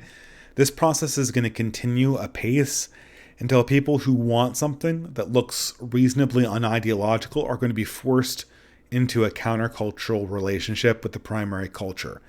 At that point, we'll be forced to produce our own books, our own movies, our own games. Just the other day, I was at a game store, and, surprise, surprise, gaming is my great weakness. I have a particular weakness for card games. But at the table next to me, I saw a few people playing a miniature game. And I'm not a miniature game player. I never had the time or the money. But they didn't look like Game Workshop pieces. And I inquired about them. And I said, what game were you playing? And they said, well, we're playing Ninth Age. And I said, Ninth Age, I'd never heard of it. Who produces it? And they said, nobody. This is an open source game. Anyone can produce miniatures. Anyone can contribute and make their own armies. And I said, wow, that's amazing. And they offered to lend me an army so I could play the game. I didn't have time. But I remember thinking to myself, that is exactly what I wanted. I wanted a way people could play games like Warhammer without having to fork over, the cost of an organ transplant to Games Workshop. I want people to be able to play a card game universally without having to pay $10,000 to Wizards of the Coast. And God knows I've given my share of money to Wizards of the Coast, either as a child or the occasional time I play Magic drafts in the present era. I don't like it. I hate that company with a passion. But they own the IP. And so if you want to go into a community and play, you have to play ball with them. But they are also total SJWs who have no understanding of what makes their own product popular. Once people like Mark Rosewater retire, it's going to fall to successor people who are probably millennial and will have no idea how to run a game. And then they're going to run that company into the ground. And I bet we're going to get some people who develop their own spin-offs of Magic. Although they will get sued, I think. Maybe. You should play Medieval 2 Total War on stream. Do some Deus Volting. Me and Catholic Wench were going to play a campaign of Medieval Total War where she was going to play and I was going to advise her on it. That would be a lot of fun. It was going to be on her channel. But it would be really good if we could do that. Question from the chat. Would you consider doing a movie review with a postmodern nationalist named Borzoi from the Right Stuff? Didn't I talk to Borzoi at one point? I mean, my answer of would you talk to X is almost always yes. If this question becomes will you talk to X, that becomes a lot harder of a question. I work full time. I have a lot of family obligations. I have 3 more months of doing this before I go on hiatus. Am I going to fit every person in? No. And I have a certain amount of restrictions. Question from the chat. Top 4 games. 1830 Railway, Robbers and Barons. Puerto Rico. That's on my list for sure. Food Chain Magnate and Diplomacy. Never played Food Chain Magnate or Robbers and Barons. Diplomacy and Puerto Rico would certainly be on my list. I am a Puerto Rico shark. I am quite fond of the living card game model. Or the legacy game model. I'm outing myself as a total nerd, but I like games that evolve over time and that you have a collection of people that you always play with, but at the same time, don't go out of control the way that, say, something like Magic the Gathering does. And legacy games and living card games hit that kind of middle point really, really well.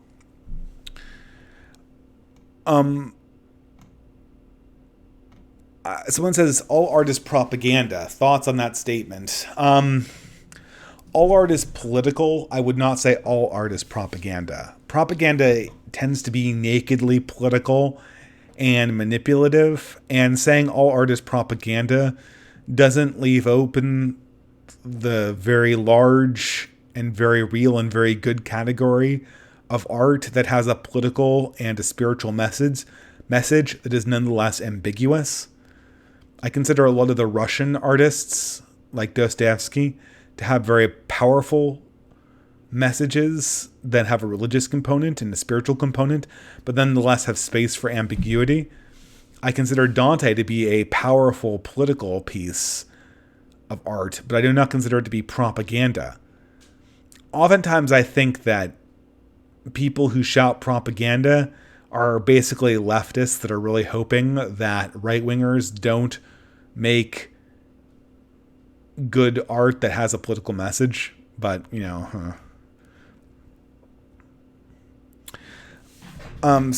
question from the chat says, in the age of the internet, how can you make money producing a card game?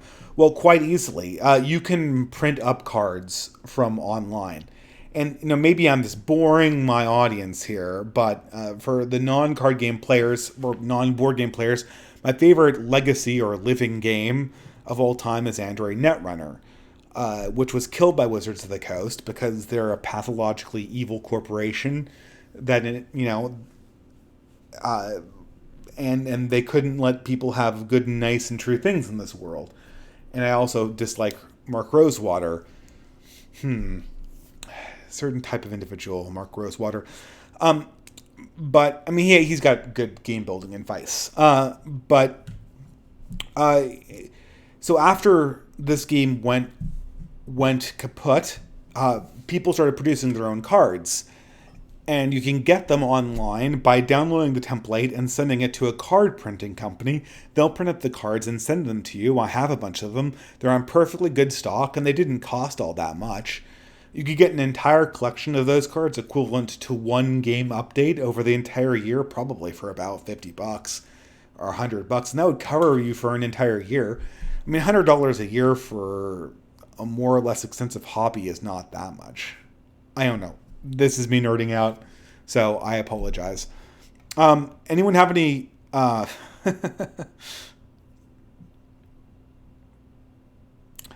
Anyway, we're coming up on the 20-minute mark for this stream. Does anyone want me to talk about anything else? Have I covered all the super chats? Let me go back to my window here.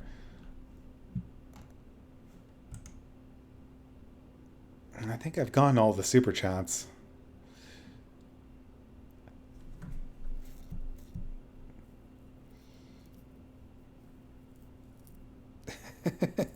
Oh, so now I get Mac Diardinskis. If you get anything more than 20% force allocation, you're getting disowned. You mean disowned by academic agent? I don't think academic agent's going to disown me for being a filthy distributist. But I think economics, libertarianism has a place inside any reasonable political conversation. You always want to have a libertarian in the room questioning the underlying wisdom of the policy you're discussing. You don't want to have Marxists in the room because Marxists are liars that will say anything and will bullshit any economics so that they can get to their desired promised utopia.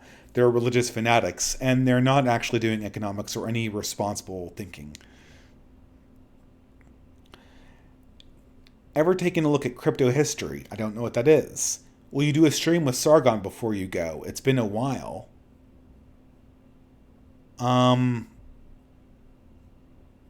Sure.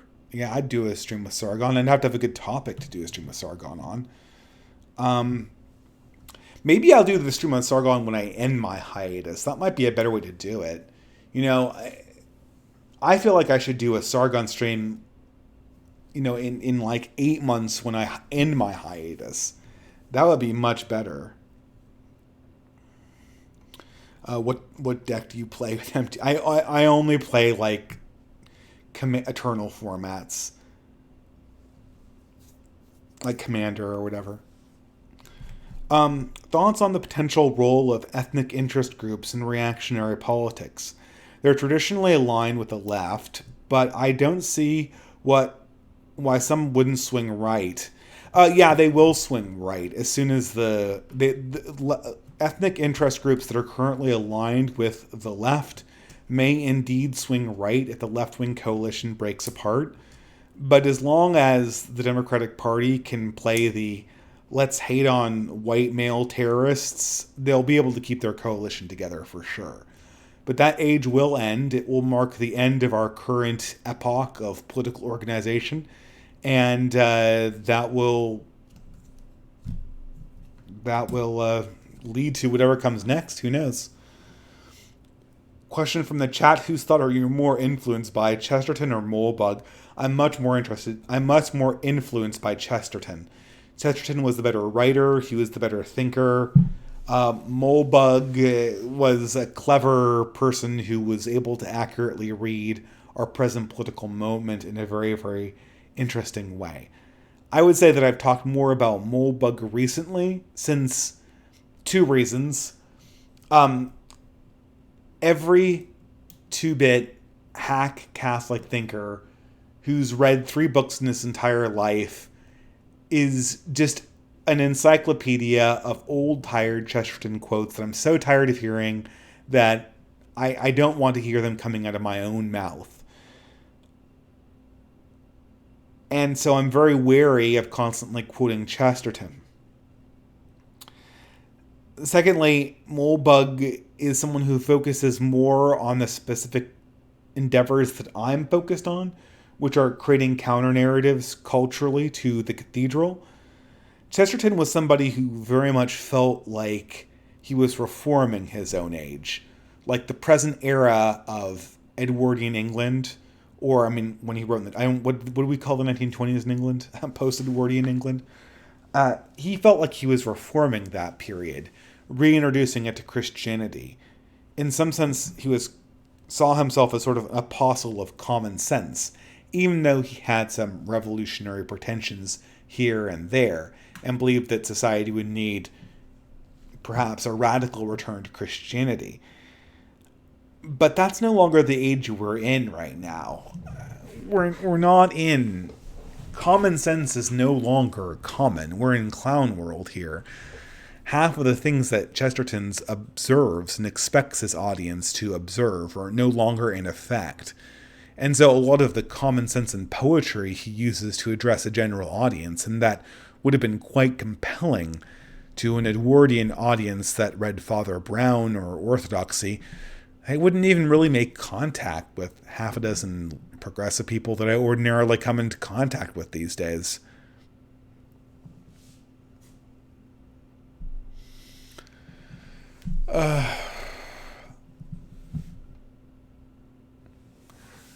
Do a stream with X. Half of the things about doing a stream with X are why I know I promised a stream to Turd Flinging Monkey, but never got around to doing it. And I don't want to put more things on my calendar where I have to rearrange work or something potentially. Will you do any videos on Evola or Gunan? Not before hiatus, unfortunately. They would be the topic of our Reactionary Codex video. The next videos I want to do in my Reactionary Codex series, and I might not get to any of them, would be Conan the Barbarian / Lord of the Rings, would be cyberpunk, the genre as a whole, and would be anime. Is the concept of human rights beneficial for society? Absolutely not. Human rights are a tired trope that have long outlived their usefulness. Next time I hear a progressive talking about human rights, I'm going to say I will start believing progressives when they talk about human rights, when they believe that humanity itself confers rights. Give them a few seconds to think about that, and any intelligent leftist will swallow his tongue.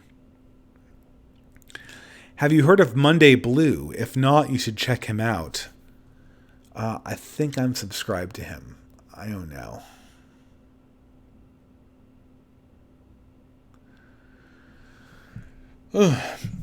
Yeah, I'm getting tired. I'm feeling it. Definitely give me any super chats you're going to give me in the next 10, 12 minutes, please. Because, yeah. Am I planning on debating anyone? Who should I debate? I would debate Ben Burgess again. I would debate anyone from Zero Books. I'm not going to debate Vaush again, or I'll have him on. I'll just laugh at him. Man Bun Genocide can come on and I'll discuss the ins and outs of why it took him an hour to figure out that genocide was bad, but he's not racist in the slightest. It wouldn't be a debate, it would be me making fun of him.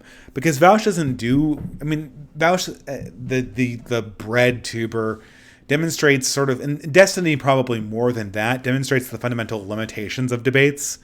Destiny can pretty much, he has got an uncannily tight rhetorical frame game. And so if I was to debate against him, what I would try to do, I might succeed, I might lose, would be to seize frame, push him on to the positive, quote himself back at himself, and try to nail him down before he could weasel away somehow. But what would that ultimately give me?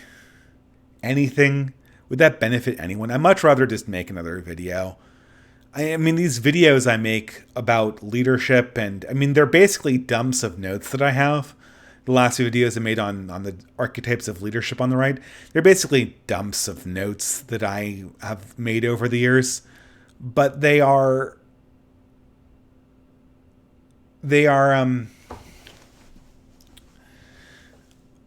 more important in the long term to have out there than to have me trying to play a frame game against some brain dead atheist or progressive like Destiny. Those were fun when I felt like I wasn't looking at the channel's last 7 videos before a hiatus. On Twitter, you imply Christianity can deal with identity or boundary trolling, but it seems like white Christianity being thrown around. It seems even within Christianity it happens. Christianity can deal with boundary trolling because its boundaries are very clear. I'm not saying that the cathedral isn't going to try to shame reactionary Christians for being reactionary, but that's different from boundary trolling. Boundary trolling is, how do you know this person's really this? How do you know this person's really this? Oh, what about these boundary cases? Established doctrine is a firm boundary. And so I don't doubt that they're trolling us, but it's not... I don't doubt that progressives aren't trolling Christians, but it's strictly speaking not what I meant by boundary trolling, if you respect that. Warhammer 40k is a brilliant universe. Yes, but you know what it also is? It's also a proprietary universe. I'd really like a Warhammer 40k where anyone could write a fan fiction in it and could publish that fan fiction and wouldn't have to be hit by a lawsuit by Games Workshop, which you would inevitably have happen to you if you did things like that. Really enjoyed your videos on leadership. More are welcome, and more will come from the Culture War and Content Creation series. But to stop myself from doing easy videos where I kind of make inspired meditations on my own notes, I am going to do a more thought out video on Jordan Peterson and ContraPoints. And the title of that video will be The Archetype of Peterson and the Cult of ContraPoints. Which, and again, the sort of framing of this is I'm looking back on a career on YouTube from 2016 to 2019. I will, by my own small channel size, necessarily be a more minor figure in that story. But the big fish during that time period were ContraPoints and Peterson. And if we write a history of this era on the internet, those two figures will be in the history book right there. Your debates with leftists haven't really accomplished much. No offense. Debates never really accomplish much. Sorry. Maybe you can point me to a debate you felt like it accomplished much. How do they play the frame game? So frame gaming is where you try to restructure the words of the conversation so that your opponent has a hard time appearing like he's winning. Usually this involves playing a Mott and Bailey game where you walk away from the stronger assertions of your own points and defend only the weaker versions of the other ones. And also what you do in addition to that is you try to get yourself on a negative statement of belief and your opponent on a positive one. So if you're defending pure skepticism and only sort of Mott versions of your own beliefs, things that are kind of tautologically true, and your opponent's defending the full statement of his own beliefs in a positive sense, you're going to have such an easy time doing this. You can just whittle him down with skepticism, like Destiny does, and that's all you really have to do. Do you think Martin Luther criticizing indulgences was beneficial to the Catholic Church? Well, if he had used the proper channels, it would have been. Unfortunately, he kind of went apeshit on us, didn't he? Paul Vanderklay interview going up. Yes, it is, Skydancer. It is. I just need to check it to make sure that there isn't something I need to cut out. Because originally I was going to edit that interview. Is it wrong that I choose not to engage with the dissident right communities online out of fear of career consequences? No, it's not wrong. You have to make the choices you make in life. And it's not entirely your fault either, because the dissident right hasn't presented a safe place for people to discuss ideas. And that's going to be the major task of the right going forward, is to create socially acceptable areas where you can be a right winger in both the United States and Europe. And that will have to be a thing. Oh, we have a super chat. Thomas Cortese, New Zealand $20. Thank you very much for your contribution. The way to retake a gaming culture is to make your own. Currently working on a TTRPG with none of the BS from Wizards of the Coast. Main theme is space knights piloting mechs powered by angels. It's out next year. The name is Saphira. Well, hey, I'll check it out. I love homemade games. That sounds like a great idea. What is a TTRPG, though? Oh, I see, a tabletop RPG. Okay, I mean, I'd love to play it, dude. I'm not much of an RPG player. I'm more of, to me, games have to have victory conditions. So even if it's like Arkham Horror and you're playing against the board, it's still there's a win and a losing version of this. Question from the chat: how do you feel about Ryan Falk's rebranding to the People's Veto? I mean, Ryan Falk just has not internalized any of the messages of neo-reaction.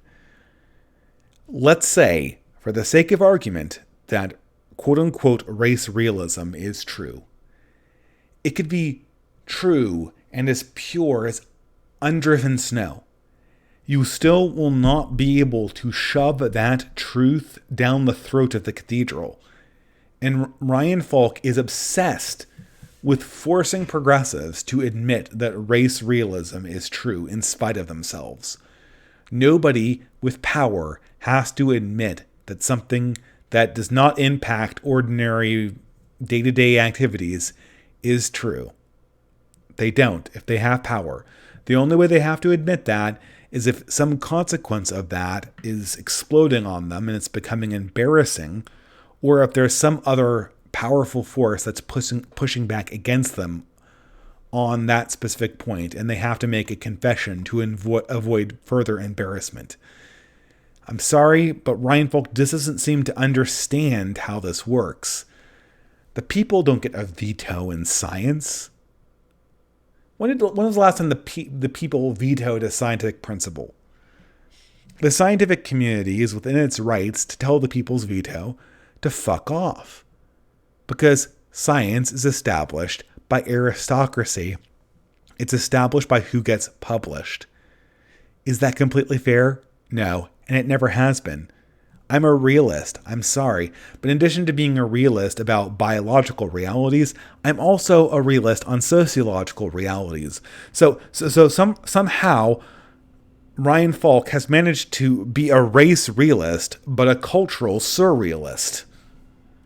I'm sorry, that's not a very good combination. I'd rather start with cultural and power realism and then decide later exactly how much I want to put my own neck on the chopping block to defend weird biological theories about race, which, I'm going to say this again, wouldn't even really make a very large difference even if they were true, because if they are true, that means that human evolution is happening really, really, really, really fast, which means, historically speaking, which means that under the right cultural influences, a lot of these congenital phenotypical differences will probably iron themselves out given 200 or 300 years under certain forms of religious practice. But we're too impatient for that as moderns, so we have to be autists. And that's not an aspersion on Ryan Falk. He seems to me like a very intelligent guy, and without commenting on whether his pet project is real or not, because I have no opinion on that whatsoever, and I never will, I just think he's not thinking about this in very realistic terms when it comes to arguing people into an opinion that they don't want to have and that powerful people are opposed to anyway. Morgoth is one of the best dissonant right on YouTube today, followed by the Iconoclast. Did the Iconoclast get banned today? I never really watched that channel. Morgoth is essentially the new Millennial Woes, where it's less like he basically just has these very, very sincere takes on things. And that style always appealed to me quite greatly. And even though I disagree with him, he's a little bit too focused on race for my taste. But I do like that this is my sincere opinion on something. Maybe it's the Catholic in me, but I'm a sucker for a confessional. You confess something to a microphone to me, like I'm there. I'm there. So it's something to consider. What was even the question back there? I mean, yeah, that's why I should say that's why I like Morgoth. You can tell that I'm coming up on time here. Question from the chat? Did you see the Socialist Monopoly game by Hasbro? Oh, there've been plenty of those. Anti-Monopoly? Oh, I'm sure it's bad. I mean, who cares? Monopoly is a shit game to begin with. But I mean, what is it? Is it a cooperative game? I guess it would have to be. The entire idea of a competitive game is kind of gauche, isn't it? At least from the modern progressive view of things. Question from the chat. It might be fun to respond to his videos about the authoritarian view of knowledge, which demonstrates perfectly his lack of understanding that knowledge is controlled by power. Maybe I'll do that in the next dance. It would be a good thing to do. I mean, knowledge is constrained by truth, but it's fundamentally authoritarian. I mean, when was it ever not authoritarian? This is why the Galileo thing was bullshit. The Galileo thing was bullshit autism from the 2000. Like, oh, did you know that 500 years ago the Catholic Church censored scientific fact? I'm like, dude, 50 years ago communists censored scientific fact, and 100 years before that we censored other facts about anthropology, and right now we may be censoring facts about biology. I mean, if people like Edward Dutton are to be believed. So scientific censorship is part and parcel of political power. Well, we want to minimize it, but I mean, it's just raging against the reality of that as opposed to discussing how to play ball with it is the problem. I mean, Mencius Moldbug believed in race realism. Did he complain about the authoritarian view of knowledge? Or did he just say, knowledge is authoritarian? That being the case, how do we deal with it? That's the thing you should do. Not talk about the people's veto on knowledge. We vote on what's true? Okay. I guess it's off to Big Rock Candy Mountain, people, because the people want the moon to be made out of Wensleydale cheese, so I guess it is. The only thing worse than knowledge being authoritarian is knowledge being democratic. I'd rather have aristocracies for knowledge than I would having... I mean, is it perfect? No, because no human power systems are perfect, but knowledge systems are power systems. I'm not, and it's not like they should be power systems. I'm not some kind of stupid modernist. I'm not some mainline Protestant Christian who can't discern between is and ought statements. I can describe systems of power without commending them. I can say that knowledge systems are irreversibly caught up in power systems, and then I can go back and I can say as a Christian that they shouldn't be. It's not hard. Okay. Christians from the statement from the chat. You Christians are going to jump on me, but I like Varg. Well, good for you. He seems kind of cringe to me. Both Iconoclast and Way of the World were banned.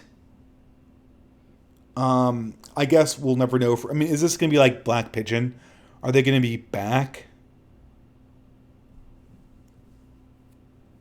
I mean, I hope if they don't get reinstated, that's going to be... Then that will be them essentially testing the water. They will have successfully tested the the grounds for banning my channel. Like I said, if my channel gets banned before I go on hiatus, it will literally be the YouTube equivalent of the cop who gets shot on the day before he retires. It will be highly ironic. Ted Bell for $10 was watching your content for a while, but was thrown for a loop when you interviewed Father Longenecker. He was chaplain at my high school years ago. I have my disagreements with him, but good to see. Father Longenecker seems like a very decent person, as far as I can tell. I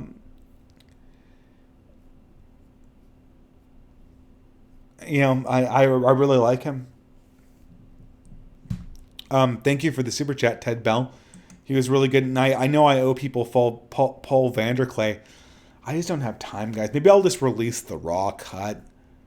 I mean, people are fine with that, right? I lost Via Obscura, and it was so much time to produce that podcast, and it was by far the least popular thing on my channel. I know it was good, but it just didn't form up in the right way. And I think people prefer live streams and conversations more than they prefer podcasts. Academic Agent has the right idea. You want to get a bunch of people talking on unpopular opinions. Edited radio content like NPR is not something you can do without getting paid for it. And in the end, it just took up way too much time for me to be able to continue and do anything else. Especially with a full-time job. And also me losing the name Via Obscura. I didn't have one nail in the coffin. It had like a bunch of nails in the coffin. Ever heard of public assistance? It's a hoot. I've heard of a lot of things called public assistance. What type of engineers other than software engineers fit the archetype? I'm doing civil, but I don't see how I could do it in a right-wing way.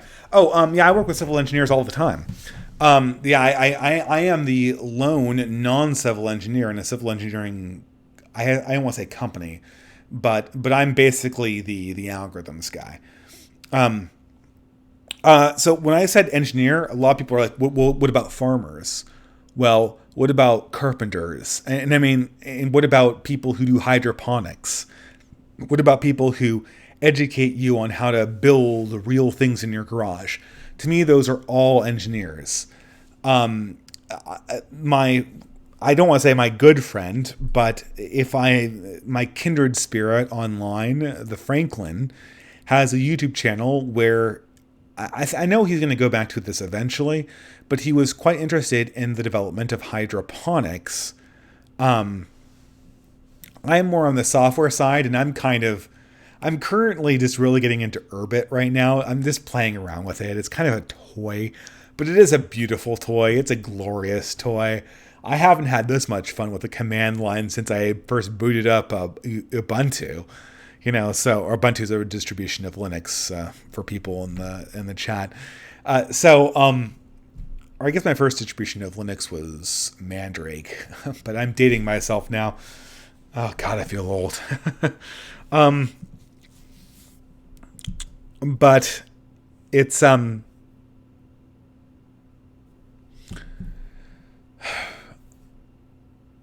what can civil engineers do? Well, I mean, right now, civil engineers are sort of necessary in the sense that, okay, I'll give you an example. I mean, there are a number of things. Okay, I mean, I work in a civil engineering firm where we work on helping people do water management. So in the sense that you can do engineering to help people with home water management, your quote-unquote civil engineer skills will come into effect. I think in a more temporal sense, helping people build things is a real big deal. A volunteer organization that could build people tiny little libraries that they could host books outside their house would be huge. The Boy Scouts used to do that, and I think it was really useful, and it establishes you as a community member. As for, I mean, home civil engineering, I always think of things like water management stuff. I know a civil engineer who built his own house who is a reactionary. I know several civil engineers who have built their own houses, and only one's been a reactionary. I don't think you're going to build your own house right out of college, but I wouldn't put it past you. I mean, there's just a lot of things. When I think of civil engineering, I also think of hydroponics. A lot of people do homesteads, and if you're doing irrigation systems, to me, that's all civil engineering. I mean, that's what the civil engineers I work with do. But, this is a longer discussion. I'm sure I could talk about engineering till the cows come home. Anyone interested in discussing the RPGs, mine or otherwise, email me. It's at the chat. The Sumerian. Yeah, I think that's a great idea. I do want to create reactionary gaming groups. That would be so much fun. So much fun. Oops, I'm already way past my bedtime, guys. Since the super chats are out, I'm going to bid everyone a good night. Hopefully the live stream was enjoyable. Maybe we'll do another one. I might break my rule and do 2 live streams in a row, just because the next video is going to be, it's going to take a while to get out because it's going to be a more involved video. And then after I do the Jordan Peterson video, which I'm tempted to make a little bit like the Ben Burgess video, it's off to doing the distributism videos, which will likely be more than a few. And then maybe I can fit another trad codex in before the hiatus. It's getting down to the wire. You're kind of counting them on one fingers at this stage. But, my wife told me, I bet you're going to be making videos 3 months after your hiatus begins. And I said, well, yeah, but I'm going to be a lot busier. And wouldn't people, if I make a video, I'll just put it in my hard drive. I'll try to make more timeless videos. And then, then when I finally come back, I'll just be able to release them more at my regular rate. If I do this thing where I release one video and then 3 months goes by and then I release another video, then that's going to irritate people. One thing I will do, however, I'll keep my eyes out for videos that I think are pretty good, and I will mirror them on my channel once a month. I will do no more than 1 mirror on the channel once a month. So you're never going to get spammed. But I would like to keep people up to date on reactionary happenings. Oh, I got another super chat here. Well, you're in luck because I was almost ready to hit the end of the stream. But I'll keep on blabbing. So Kiewich for New Zealand, $10. How's it going, man? Oh, man, we have to... I always want to meet up with all these people. I probably won't be down in New Zealand anytime soon. Will I be able to meet up with Kiewich and also say hello to Reactionary Expat? Or will I kick off the infamous New Zealand versus Australian rivalry of non-R pronunciation?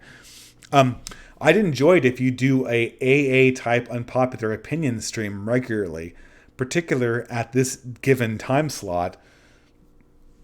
That would be kind of cool. Hey, maybe I could do that. A 10 p.m. scheduled 2-hour live stream once a month is something I could do. I mean, though, if the hiatus is 6 months, that is going to be the channel is going to look a lot like it's become a live stream channel, and I don't want this to become a live stream channel. Although maybe it's like Millennial Woes,